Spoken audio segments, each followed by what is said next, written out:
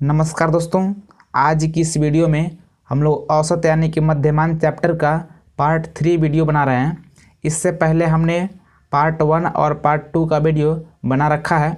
अगर आप उस वीडियो को नहीं देखे हैं तो उस वीडियो का लिंक इस वीडियो की डिस्क्रिप्शन में दे देंगे, आप वहां से देख पाएंगे। सो फ्रेंड्स, आज की इस वीडियो में हमने 4 सवाल लिख लिया है। इन चारों सवालों के लिए 4 फार्मूलों का यूज किया जाएगा, इसलिए इस वीडियो को पूरा ज़रूर देखिएगा ताकि आप इस चारों सवाल के जो भी फार्मूले होंगे आप उसके बारे में बहुत ही अच्छे तरीके से जान पाएंगे। सो फ्रेंड्स, पहला सवाल है 2 से 20 तक की सम संख्याओं का औसत। दूसरा है 1 से 15 तक की विषम संख्याओं का औसत। तीसरा है प्रथम लगातार 10 सम संख्याओं का औसत। चौथा है प्रथम लगातार 10 विषम संख्याओं का औसत। दोस्तों, जो पहला सवाल है कि 2 से 20 तक की सम संख्याओं का औसत, अगर आपको इस तरीके का सवाल रहेगा तो इसके लिए फार्मूला होता है प्रथम से लेकर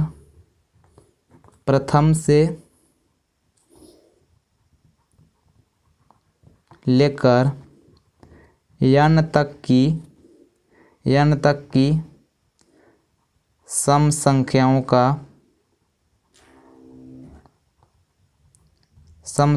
का औसत। यहाँ समझिएगा, यहाँ पे लिखा है प्रथम से लेकर, यानी कि प्रथम में कोई अंक दिया रहेगा। जैसे कि यहाँ पे दिया है 2 से 20 तक है। जितने तक कहेगा ये हमारा n का मान होता है। किसका होता है? n का। यानी कि इसका फार्मूला होता है n + 2/2। अब ध्यान दीजिएगा, इसका हल क्या होगा।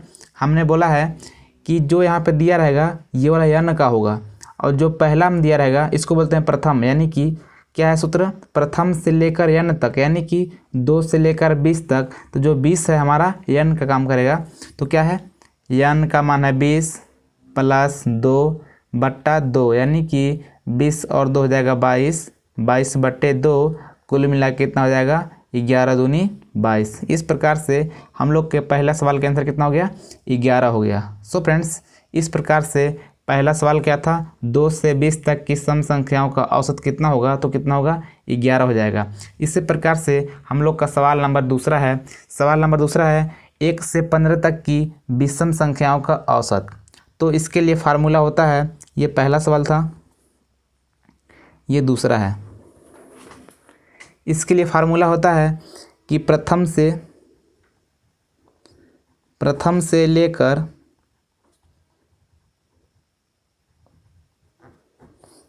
n तक की विषम संख्याओं का औसत। विषम संख्याओं का औसत। इसका फार्मूला होता है n + 1/2, यानी कि n + 1/2। प्रथम से लेकर कहने का मतलब क्या है कि पहला में कोई अंक दिया रहेगा। जैसे कि यहाँ पे क्या दिया है? 1 से 15 तक की विषम संख्याओं का औसत। तो इसी प्रकार से आपको क्या करना है कि n का मान 15 रखना है। तो क्या होगा?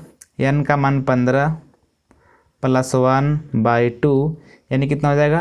15 × 1 = 16/2, यानी कितना हो जाएगा? 8 दूना 16। इस प्रकार से दूसरे सवाल का भी औसत निकल गया। कितना निकल गया? 8। इस प्रकार से आप इन दोनों सवालों को हल कर पाएंगे। अब चलते हैं सवाल नंबर तीसरा में। सवाल नंबर यहाँ पे तीसरा है कि प्रथम लगातार 10 सम संख्याओं का औसत, यानी कि इन दोनों सवालों में अंतर है। पहला सवाल क्या है? पहला सवाल था कि 2 से 20 तक की सम संख्याओं का औसत, यानी कि 2 से 20 तक में जितने सम संख्या आते हैं उन सभी सम संख्याओं का औसत पूछा था। लेकिन यहाँ पे क्या पूछा है कि प्रथम लगातार 10 सम संख्याओं का औसत, यानी कि लगातार 10 ठो सम संख्या पूछा है प्रथम से। तो इस प्रकार का सवाल आप किस प्रकार से करेंगे? इसके लिए फार्मूला होता है,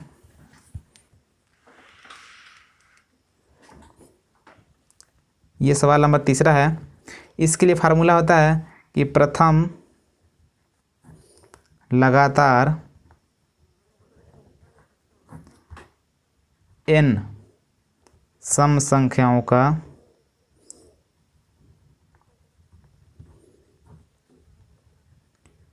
औसत अगर इस प्रकार का रहेगा, यानी कि प्रथम लगातार n सम संख्याओं का औसत, यानी कि यहाँ पे ये नहीं बोलेगा कि आपको 2 से लेकर के 20 तक के बीच की सम संख्या का औसत बताना है, या किसी प्रकार का टारगेट नहीं देगा। सीधे बोलेगा कि 10 प्रथम सम संख्याओं का औसत, 20 प्रथम सम संख्याओं का औसत, इस प्रकार से पूछेगा। जैसे कि प्रथम 10 सम संख्याओं का औसत, यानी कि 10 यानी लगातार 10 ठो बताना है, चाहे जहाँ भी जाए। इस प्रकार से यहाँ पे आपको सवाल देगा। तो इसके लिए फार्मूला होता है n+1, इस प्रकार से सीधा होता है n+1, यानी कि जितना सम संख्या पूछेगा उतना होगा n का मान। जैसे कि यहाँ पे क्या पूछा है, यहाँ पे पूछा है कि प्रथम लगातार 10 सम संख्याओं का औसत, तो ये हमारा 10 n का काम करेगा। इस प्रकार से क्या हो जाएगा, n का मान 10 + 1, कुल मिला कितना हो गया 11। ये हमारा आंसर हो गया। आप इन दोनों सवालों में डिफरेंस समझेंगे, जो कि पहला सवाल और तीसरा सवाल है, दोनों में सम संख्या की बात की गई है। सो फ्रेंड्स, उम्मीद करता हूँ कि आप समझ पा रहे होंगे। अब सवाल नंबर 4 है कि प्रथम लगातार 10 विषम संख्याओं का औसत। इसके लिए फार्मूला होता है, सवाल नंबर 4 है कि प्रथम लगातार n विषम संख्याओं का औसत। इस प्रकार से आपसे पूछेगा कि प्रथम लगातार n विषम संख्याओं का औसत, यानी कि जितना विषम संख्या पूछेगा वो हमारा n का मान होगा। इस प्रकार से इसका आंसर होता है सिर्फ और सिर्फ n, यानी कि जितना विषम संख्या का औसत पूछेगा वही आपका आंसर होता है। अगर पूछेगा, यहाँ पे क्या पूछा है सवाल में 4 में कि प्रथम लगातार 10 विषम संख्याओं का औसत, तो हम लोग का जो 10 है n का मान है, कुल मिला के आंसर कितना हो जाएगा 10। n का मान कितना था, 10 था, हमने 10 रख दिया।